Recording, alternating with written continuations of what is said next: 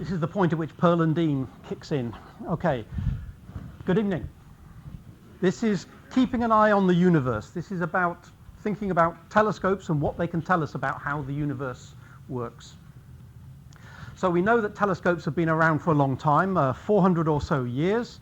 One of the first people to actually point a telescope at the sky was Galileo, who first looked at the phases of Venus, the moons of Jupiter, etc. Since then, telescopes have been under continuous development for the last 400 years. Originally made with bits of glass to focus the light, these days it's much more likely that we use mirrors to focus the light. For various reasons, it has better optical quality. And so if we look at the last 100 years or so, telescopes have been getting larger and larger, mirrors that are not just centimeters, but meters or even tens of meters in size. That's the Hooker telescope with a mirror of 2.5 meters diameter in California, and another telescope in California, the Hale 5-meter telescope. So whenever you talk about a measurement, it's always the diameter of whatever's doing the collecting of light. No longer lenses, these days mirrors. And of course, you're familiar, I'm sure, with some of the more recent developments, such as we've put telescopes in space. It's not just a question of building larger and larger telescopes on the ground. We can now put telescopes in space, like the Hubble Space Telescope, and more recently, the James Webb Space Telescope. The advantage of putting them in space is you can get above the blurring effect of the Earth's atmosphere. So a given size mirror can produce sharper images than the same size mirror sitting somewhere on the ground. But just because we have space telescopes doesn't mean we don't continue building the largest telescopes we can here on Earth. So currently under development and hopefully ready in another 4 or 5 years or so is the European Extremely Large Telescope. You can see they're not very good at naming telescopes these days. So this has a mirror of some 40 meters in diameter. And it's difficult to appreciate just what the difference is between small telescopes and large telescopes when you're throwing lots of numbers around. So I found this graphic quite useful. It simply shows you to scale various telescopes, not all telescopes, because Galileo's telescope would be a tiny, tiny pixel on this screen, just a few centimeters for the size of his lenses. So in the top left, we have a couple of the telescopes I was talking about, the 2.5 meter Hooker telescope and the 5-meter Hale telescope. And you can see there are so many other telescopes in the world which are getting larger and larger and larger. At the moment, the largest telescope in the world that's operational is this one, the Gran Telescopio Canarias, or the GTC. This is sitting on the Canary Islands, and its mirror is approximately 10 meters or so in diameter. It's not actually a circle. You can see it's made of hexagonal segments, so you can't really talk about a diameter, but roughly speaking, it's about 10 meters across. That's the largest operational telescope in the world at the moment. Perhaps somewhat surprisingly, only about twice the size of telescopes that have been around since the middle of last century. But in the last few years, it's been decided to build bigger and bigger and bigger telescopes, as you can see from the sizes of these mirror diagrams here. By comparison, space telescopes are actually quite small, simply because you can't put large telescopes in orbit or out into space. It's just too difficult, it's too expensive. So you can see that the Hubble Space Telescope is only about the size that ground-based telescopes were 100 years ago. Doesn't sound like we've moved on at all, but by putting the telescope above the Earth's atmosphere, you can get so much more detail because you don't have the blurring effect of the atmosphere to look through. The James Webb Space Telescope is somewhat bigger than the Hubble Space Telescope. The size of the Hubble mirror was decided by the Hubble has to fit into the cargo bay of the space shuttle, and so that dictated how big the Hubble telescope could be. With the James Webb, they went for a so-called segmented mirror, a mirror made of smaller hexagonal segments, and they could fold it up inside the spacecraft. So we're all familiar, I'm fairly sure, with the Hubble Space Telescope. If you show that picture to almost anybody, they don't even have to be interested in astronomy to realize that that is the Hubble Space Telescope. It's been around for more than 30 years now, producing some wonderful images, including images like this, where they decided a few years after they launched it, once they'd got the optics fixed, they pointed it at a patch of sky where they didn't expect to see anything particularly interesting. Literally, let's look at a blank bit of sky and expose for as long as possible and see if we see anything. They exposed for about 10 days. It wasn't just a few minutes or a few hours, it was a 10-day exposure. And then they saw a huge amount of detail. They saw a couple of stars. These are stars within our own galaxy, and there's a star over there as well. Apart from these 3 stars, every other blob you can see is a galaxy in its own right. So we're seeing a little bit of our own galaxy, but we're seeing thousands upon thousands of other galaxies, many of which are as large, if not larger, than our own Milky Way. This is a relatively tiny patch of sky. If we think about how big is it if we were sort of to hold up our finger to the sky, well, you know, roughly speaking, how big a full moon looks. You can cover the full moon with your little finger. Your outstretched fingernail at the end of your arm is probably about big enough to cover the full moon. But the size of the Hubble Space Telescope, the field of view of the Hubble Space Telescope, is tiny compared to the size of the full moon in the sky. The Hubble can only image a tiny, tiny, tiny fraction of the entire sky.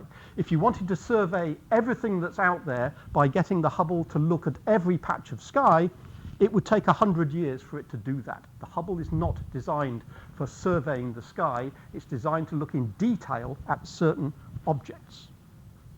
Just to prove it wasn't a fluke, having taken the Hubble Deep Field and pointed it over there and found thousands of galaxies, then just to make sure they weren't accidentally pointing to a point of sky that just happened to have a lot of galaxies in it, they pointed somewhere else and took another picture, and they got a very similar result. Not the same galaxies, but a similar distribution of some galaxies that look quite large and are probably quite close, and some galaxies that are probably very remote, billions of light years away, where the light might have taken billions of years to reach us.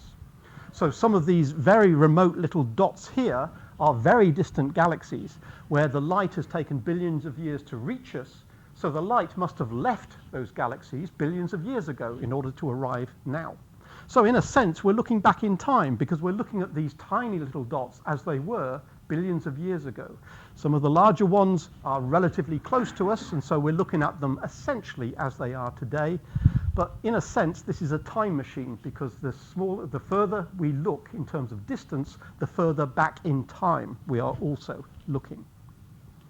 When we look at some of our close neighbors, this is a galaxy that's relatively close to us, and so telescopes can see an enormous amount of detail in the structure of relatively close galaxies. We can't get that sort of detail in a very remote galaxy. But here you can see an enormous amount of detail. You can perhaps see why this is called a spiral galaxy because of these spiral arms. They seem to be starting not in the middle of the galaxy, they seem to be starting at the end of this line, this so-called bar that runs across the galaxy, which is why it's called a barred spiral galaxy. And by taking pictures like this, not just one, but looking at hundreds or thousands or tens of thousands of galaxies and looking at the structure, we can get an idea of how galaxies come to be, why stars move the way they do within galaxies. There are perhaps hundreds of billions of stars within each of these galaxies, and as far as we can tell, there might be 1 trillion of these galaxies in our observable universe. That simply comes from taking the tiny patch of sky that the Hubble can see and saying if we can see 10,000 galaxies in that tiny patch of sky, there must be 1 trillion of them out there. Galaxies don't always exist in total isolation. A long time ago we thought, well, maybe these are all little, star cities that are all completely separate from each other. But relatively recently, we've come to realize that a lot of galaxies are interacting with each other simply because they get relatively close to each other. And much like the Earth and the Moon affect each other, the Moon raises tides on the Earth, for instance. If you get 2 galaxies coming close to each other, the gravity of one can affect the other. So this perhaps used to be a nice spiral galaxy with nice arms, like the previous one we were just looking at, but the spiral arms have been disrupted by the gravity from this neighbor. We're not sure if that neighbor is moving into the galaxy or perhaps moving away, but it looks like the proximity of 2 galaxies will affect each other because of their gravity. And this is much more common than we first appreciated. Now that we look out into the universe with big telescopes, we see that lots of galaxies are interacting with each other. It's a perfectly natural way of galaxies behaving. Here we see 2 galaxies that have collided with each other. that's not as cataclysmic as it sounds. If two galaxies, each of which contains maybe 100 billion stars, if they crash into each other, the stars probably don't hit each other. They probably just pass through each other, and the gas and the dust reacts between the two galaxies. But the stars themselves, the likelihood of two stars actually hitting each other is actually tiny, simply because stars are so far apart. We can't see individual stars in this image, but we can do a calculation that tells us galaxies passing through each other. Well, in this particular case, we can actually see lots of dark areas, and I guess you can see lots of pink areas, especially around the edges. Pink indicates hydrogen fields, hydrogen clouds, and it's thought that this is where new stars are being born. So when two galaxies collide with each other, far from being a cataclysm, it looks like there's a riot of new star formation whenever two galaxies get close to each other. And so far from being the death of a galaxy, it actually signals a rebirth in a sense, because a lot of new stars will be born when two galaxies interact with each other. And we think this is a perfectly normal part of galaxy evolution. Galaxies don't tend to evolve in isolation. They tend to evolve with lots of neighbors, and some of those neighbors crash into them. It's probable that our own Milky Way galaxy has probably collided with others in the past, and we know that the Andromeda galaxy, which is one of our neighbors, will crash into the Milky Way in a few billion years' time. It's not going to happen just yet, but this, in effect, will happen to us in a little while. So it is a natural part of the way galaxies evolve. If we look at what's happening inside our own galaxy, we have a few 100 billion stars. When a star comes to the end of its life, the nuclear fuel gets used up, and the outer part of the star gets, if you like, shrugged off into the medium between the stars, the space between stars, called the interstellar medium. So here, a star has come to the end of its life. That's what's left of the star, but the outer part of the star, now that its nuclear fuel has run out, has been shrugged off and produced this huge nebula. It's relatively low density. It looks like there's a huge amount of material there.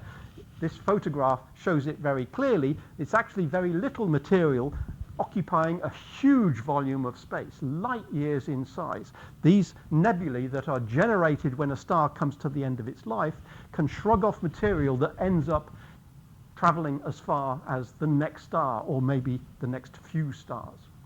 This is what's going to happen to our sun eventually. It's not going to happen again for a few billion years. Our sun is quite happily shining because its fuel is only middle-aged. Its fuel is going to last another 4 or 5 billion years. But when the fuel does run out, this is what our sun will look like. A very hot core that's left, and the outer part of the sun is going to produce something that may end up as spectacular as this particular nebula does today. Some stars end their life not rather with a whimper, but with a bang. If the star is very massive, when its nuclear fuel runs out, it can end up in an explosion which completely wrecks the star, rather than just removing the outer layers of the star and leaving that tight core in the middle. Here, the star has blown itself to pieces completely. This is the Crab Nebula. It was observed to go off in 1054, a long time ago, but in Chinese records, there was a record of a bright light being seen in the sky. So that's when this supernova went off. And 1,000 years later, we see that the material thrown out by this supernova, again, has been expanding into the space between stars, into the interstellar medium. And with telescopes such as the Hubble Space Telescope, we get enough detail to see a huge amount of detail in the structure, from which we hope to understand better why stars go supernova and how they go supernova and how they eject all the material back into the interstellar medium. This is an example of recycling, because we think that stars like this have recycled material from the core of the star back into the interstellar medium, which then eventually condenses back into other stars, and so you get this cycle of stars dying and being reborn. And some of the material generated here is responsible for some of the heavy elements we see on Earth. For instance, it's all very well to say that when the universe was born, there was lots of hydrogen and helium, the lighter elements, but the heavy elements like lead and gold and silver and copper, they were probably made by a supernova that dispersed the materials back into the interstellar medium for other stars to effectively use and make planets with. That's a very nice image of a supernova, but amateurs take pictures of supernova as well. That's an amateur picture of a nebula called the Veil Nebula. You can perhaps get the impression of a large bubble. This one went off a long time ago, not 1,000 years ago, but perhaps 10 to 15,000 years ago. This object blew itself to pieces, and we don't know which particular star was originally responsible because we can't see anything in the center. But the material thrown out by this supernova has been plowing its way through the interstellar medium. We call it space, but it's not actually empty. It's full of very small amounts of gas and dust. And so we effectively see shock waves as this material expands outwards for thousands of years. If we have a look at some detail, the Hubble Space Telescope can't image the whole thing because it's just way too big. In terms of how big it appears to be on the sky, it's a lot bigger than the full moon. And remember the tiny field of view of the Hubble. So we can look at that little bit of it, and that gives us the image that you see in the background there. It's not natural color. This isn't the color you would see if you looked at it through a telescope. This is the colors that you get by imaging, and particular elements have been imaged and then assigned particular colors. So in this particular case, the red color corresponds to where the hydrogen atoms are. The green color corresponds to where the sulfur atoms are. The blue color corresponds to where the oxygen atoms are. So an expert, an astrophysicist looking at this, can look at the colors and start to deduce what's happening to all the atoms that have been thrown out by this supernova thousands of years ago, and how are they interacting with the material that is drifting around between the stars. So images like this help astrophysicists understand the death of stars and possibly the rebirth of stars as well. Perhaps you've seen images like this produced by Hubble at some point over the last 30 years or so. This is Mystic Mountain. This is part of a nebula that's in the southern hemisphere. It's not visible from the UK, unfortunately. It's called Mystic Mountain. It's part of a nebula called the Eta Carina Nebula. Perhaps you're more familiar with one of its cousins, which is in a nebula that is visible from the northern hemisphere. It is visible from England. And this is the Pillars of Creation, part of the Eagle Nebula. We think that stars that are buried inside these columns are sculpting the columns because of the material that's coming out of the stars, the radiation as well as some particles that are coming out of the stars, so-called stellar winds. We think that they are sculpting these particular columns of gas and dust. But it would be nice to see what's going on inside there, which we can't do at the moment, not with visible light. But if we switch to a different wavelength of light, we hope to be able to see some of the detail of what's happening inside. We're particularly interested in what's happening inside because we think that's where stars are being born. And if we want to understand how stars are born, we need to see inside nebulae like this. And that's one reason why we move away from visible light, which is what this has been using, towards a different type of light, infrared light. And the James Webb Space Telescope was launched a couple of years ago on Christmas Day 2021. And the James Webb Space Telescope is going to be complementing the Hubble. It's not replacing the Hubble telescope, it's complementing it because the James Webb Space Telescope is looking in the infrared part of the spectrum where it will hopefully be able to see things that the Hubble was not able to see. So the James Webb is a little different from the Hubble in that it's not made from a single mirror, it's made from lots of hexagonal segments of mirror, and that means that it could be folded up. So you see that's what it looks like when the mirror's unfolded, still in the factory, but that's what it looks like when it's all packaged, ready to be put on top of a rocket and then launched at the end of 2021. So it's been up there for about 2 years or so. Hubble is in orbit around the Earth, but James Webb, because it works in the infrared and it's sensitive to heat, we don't want the James Webb to be sitting right next door to Earth because Earth is a hot object.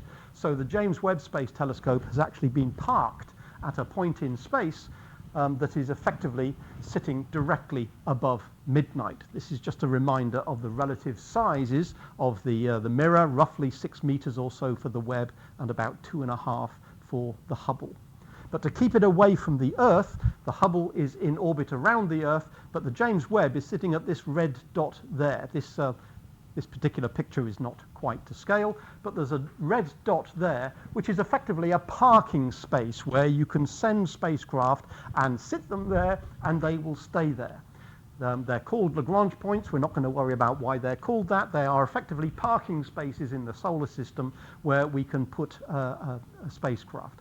And it's about 1 million miles away from Earth. 1 million miles is far enough away that the heat of the Earth is not going to be a problem, because the James Webb Space Telescope has got a load of heat shields to stop any heat from the sun or the moon or the Earth interfering with its experiments. Because this point here opposite from the sun is midnight. Remember, noon here means facing the sun. Midnight is facing directly away from the sun. So the James Webb Space Telescope is effectively hanging 1 million miles above midnight. That's why that expression is occasionally used. It's sitting above midnight and stays sitting above midnight. One of the reasons for James Webb looking in the infrared is not only to see inside dusty environments so it can see how stars are being born and perhaps how planets are being born. Another reason for wanting to work in the infrared, if we remember the Hubble deep field, looking at galaxies that are very distant, some of them are very distant and the light has been traveling for billions of years before it gets here. But we know that the universe is expanding. We've known that for about 100 years or so, from the beginning of last century. The universe is expanding, and so any light that left a galaxy a long time ago has been traveling through a universe which is expanding, which means the light is getting stretched as well. The wavelength, which dictates, are we talking about ultraviolet light, or are we talking about visible light, or are we talking about infrared light? The wavelength gets stretched because of the expansion of the universe. So a distant galaxy might have been emitting in the ultraviolet or the visible part of the spectrum, but in the time it takes the light to arrive here, the light has been stretched, so it's now in the infrared part of the spectrum. And so the James Webb Space Telescope will be ideally suited for looking at those very distant galaxies, because they'll probably appear rather brighter in the infrared than they do in the visible. So if they look brighter, maybe we can look back a little bit further. So there's the Big Bang at 0, and this is billion years since the Big Bang. So that's where we are on the extreme right-hand side of this particular diagram. But one question we can ask ourselves is, well, if we are now 13.8 billion years after the Big Bang, when did the first stars and the first galaxies start to form? We know there's loads of galaxies around now. We can see many hundreds of billions, if not a trillion galaxies.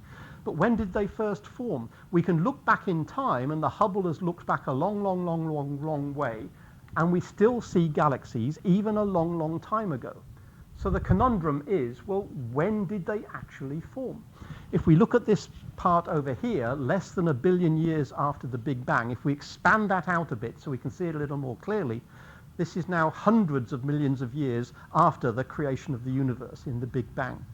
The Hubble Space Telescope has been able to look a long way back to the point of about 500 million years after the Big Bang, and stars and galaxies existed at that time. In other words, well, we know they already existed by this point, but how much earlier did they actually form? How far back in time do we have to go before we no longer see any stars and no longer see any galaxies? One of the purposes of the James Webb is to push this as far this way as possible. So we think that maybe after it's been observing objects for many months, possibly even years, we think we might be able to get back to this point, and hopefully we'll get back to the point before any stars and galaxies existed. And then by looking at lots of galaxies in this region, we might be able to see, how did the first ones form? How did the first stars switch on? And how did the first galaxies start to be put together? And we can answer some questions about how galaxies formed, what black holes are doing in the centers of galaxies. It looks like most galaxies contain black holes, but we don't understand exactly what's going on in terms of why every galaxy seems to have a big black hole at its center. So that's the second reason why the James Webb exists. One is to look inside dusty environments, such as when planets are being born, and secondly, it should be able to look back in time further than the Hubble Space Telescope. So the James Webb has been around, it's been producing data for over a year now, and you might have seen some of these images. There's the Eta Carina Nebula in the middle. We've got some interacting galaxies in the bottom right. We've got some planetary nebula, again, a star that's died and sloughed off its outer atmosphere, leaving a tiny star right at the center. This is an example of a stellar nursery. We think this is an area in which stars are being born, and this bright star right in the middle appears to be producing enough radiation that it's sort of, it's, as it were, sculpting out, excavating a large cave, a large gap in this particular nebula. This is perhaps familiar, or it will be when I pull out slightly. You can see what this object actually is. This is an infrared version of the Pillars of Creation. And now we can see so many more stars, because in the original Hubble version it was very difficult to see those stars because so much of the visible light was scattered. But now we can see much more detail as to where the stars are, and we can see into this diaphanous region where we can start to see what's going on inside these gas clouds, to start to understand how it is that stars form out of these gas structures, and how they start to sculpt these gas structures. That's the same thing, but taken in a slightly different color. That was brought out just as a homage to Halloween a year or so ago, just because it looks a little bit spooky if you change the way the colors are represented. Remember, these are infrared images, so none of them are natural color. In all cases, it's a question of which color do I assign for red, green, and blue. Which particular elements do I want to image, and then make them the red and green and blue part of a color image. It's rather arbitrary, because in infrared there's no such thing as natural color to our eyes. A rather nice image of an early stellar system. We think a star is being born right at the intersection of these two large sort of cones, if you like, looking a little bit like an hourglass. So the star itself is starting to light up this region, and material is falling from these regions into this so-called protostar, this early formation of a star. It's also very probable, given that you can perhaps see there's a little thin line down the little waist in the middle there, it's probable that a planetary system is forming inside this particular region. And by looking in detail at the visible and the infrared part of images like this, as well as taking spectra to identify which particular elements are present in the image, we can get a better understanding of how planetary systems form, and perhaps we'll get a better understanding of how our own solar system formed many billions of years ago. But in addition to space telescopes, we also need telescopes like this. This is a so-called Large Synoptic Survey Telescope, which is a bit of a mouthful. They decided to rename it the Chamonix Survey Telescope, but the idea of calling it the LSST, that acronym has actually been around for quite a while, and scientists are used to using it, so they've repurposed the acronym, not for the telescope, but what the telescope is going to be doing. The legacy survey of space and time. It's going to survey space, and it's going to survey space. It's going to image all the sky it can see from its Chile base, and it's going to do that night after night after night after night. So it's going to build up a time-changing movie, if you like, of the night sky. How do stars change brightness? How do they change color? How do objects move within the solar system? That's why it's called a survey of space and time. It'll do that by taking images of a large chunk of sky. Remember the small field of view of the Hubble Space Telescope compared to the full moon there? Well, the field of view of this telescope is going to be huge by comparison. So large I can't even fit it in. That's just part of it, to give you an idea of just the area of sky that it will cover compared to the tiny area of sky that the Hubble Space Telescope can see. How do you achieve that? How do you make a telescope that sees so much of the sky? Well, you start with a really big mirror. Okay, there's a piece of glass before it's been ground to the right dish shape, and before it's been coated in metal to give us a nice reflective surface. But you can see the size of it. It's about 8 meters or so in diameter. But it's no good having a huge collecting area unless you can actually produce an image of this large chunk of sky. So how big is the chip in the camera. For instance, to give you a sense of scale, let's just remind ourselves that the size of a camera in your phone, for instance, they're all pretty much the same. The camera in your phone will be a few millimeters of glass and perhaps a few millimeters of sensor, CCD chip. By comparison, the chip in the Hubble Space Telescope was 40 millimeters on a size. So that's roughly speaking to scale with the tiny phone chip that you can see balanced on somebody's finger. So that's the actual size of the chip in the Hubble Space Telescope camera number 3, 4 centimeters square. That's not that impressive if you've got a camera which is a similar sort of size and 16 million pixels. You might have a SLR or a bridge camera or a mirrorless camera, which also has many tens of megapixels in it. So in terms of technology, you might say that's not that impressive. Well, that's partly because the Hubble Space Telescope is an old telescope. It's been up there for quite a while now. But for the Large Synoptic Survey Telescope, they needed a bigger camera, so they needed a bigger chip than something that's only 4 by 4 centimeters. So to give you an idea of the sense of scale, let's take that as the Hubble chip, the 16 megapixel 4 by 4 centimeters. Let's take that chip and add another 8 neighbors until you get a block. Take that block and add another 8 of the same, and then another 12 of the same. And then add a few more because you need to be able to check you're pointing in the right direction, and you need to be able to check that you're in focus. To give you an idea how big the chip is, remember that's the Hubble. That is the chip that's in the camera for the LSST. It is absolutely huge, and if that's the chip, you can imagine how big the camera is. It is absolutely vast. And instead of having 16 million pixels, this chip has got 3 billion pixels in it. It registers 3 billion pixels and reads them out in a couple of seconds, and it will take an image every 15 seconds. So it will produce 3 billion pixels every 15 seconds, and it will run essentially all night for the entirety of the clear nights that it has, which is most clear nights because it's sitting in the Atacama Desert in Chile. So it will run and take thousands upon thousands upon thousands of images. It's impossible for me to give you even the slightest impression of what those images will look like because I can't possibly show you. My laptop is not capable of generating a 3 billion pixel image, and nor is this projector. Just to give you a taste, let's imagine what a tiny little bit of that image might look like. The bit that's in that black square. If we blow that up, we can simulate what we expect this telescope to produce when it's operational.